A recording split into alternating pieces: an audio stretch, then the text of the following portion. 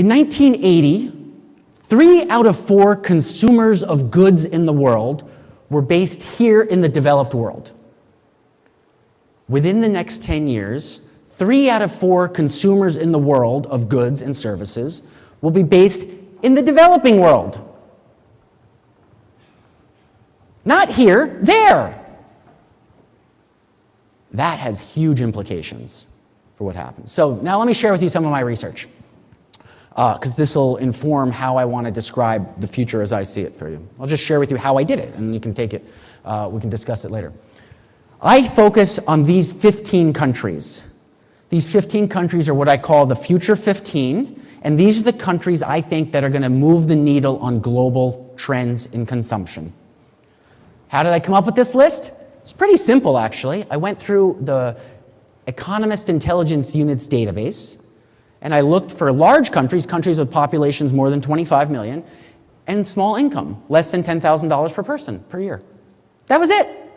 There were 80 countries in the list to begin with. They don't have data on some of the smaller African countries or some of the smaller Eastern European countries. But anyway, they had data on 78 countries, only 15 of which went through this filter.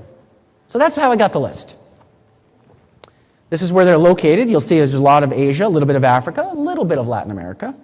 And there's very few numbers I want you to pay attention to today, but here's one number I want you to pay attention to. 4,300. 4,300 is the population-weighted GDP per capita of this group of 15 countries, right? So what does that mean? That means if you were to mash them all together and figure out what the average consumer of this group earned, it would be about $4,300 a year. So that's the number. And by the way, I'm talking about an enormous population. This is 3.8 billion people that fit this category. 3.8 billion people. So 3.8 billion people at $4,300 of GDP per capita. That's the way to think about this.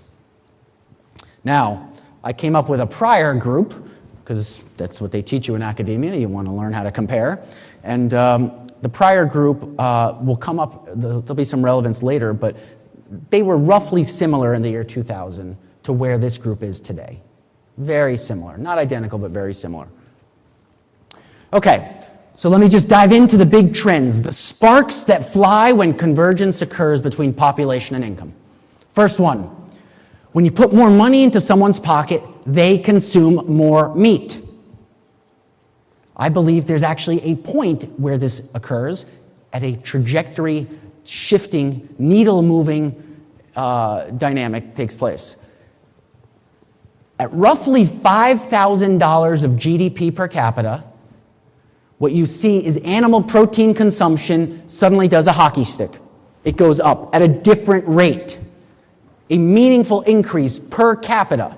By the way, we're also having population boom, so keep that in mind. Goes up dramatically.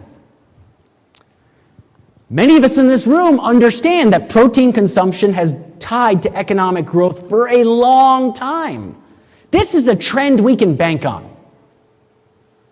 Over the last 50 years, protein consumption has risen by 450%. This is a trend you can bank on. People consume more protein. By the way, should it surprise any of us in this room that the Chinese came here and purchased Smithfield Foods a couple years ago, the largest pork processor in the world? No. And by the way, do you think that's the beginning or the end of a trend?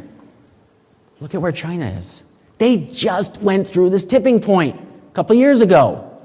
Shouldn't shock any of us. This is the beginning of a trend. More of this to follow.